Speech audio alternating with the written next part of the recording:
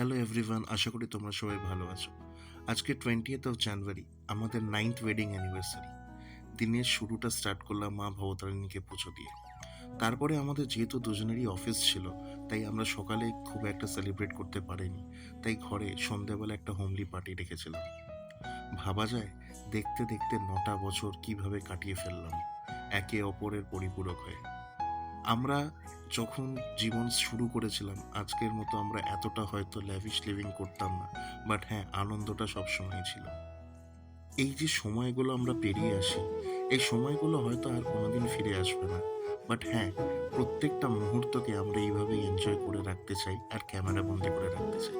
সেদিনকেও আমরা ঘরের মধ্যে একটা ছোট্ট কেক কাটিং সেলিব্রেশন করি, যেখানে মা বাবা আমি জোয়েল দেবশ্রী সবাই মিলে একসাথে আমরা সেলিব্রেট করি।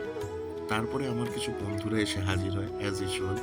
এই দুটো ভাই বন্ধু যা বলার তাদেরকে সবই বলতে পারি আমরা। আমাদের সব সুখ দুঃখে তারা সবসময় পাশে থাকে।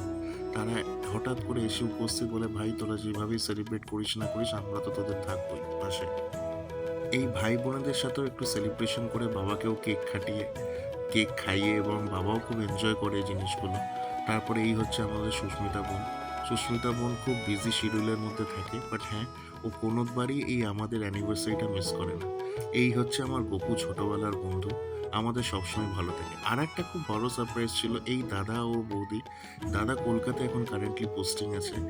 এরাও আমাদের অ্যানিভার্সারি এবং বার্থডেতে কোনো দিন হয় না যে তারা আসে না।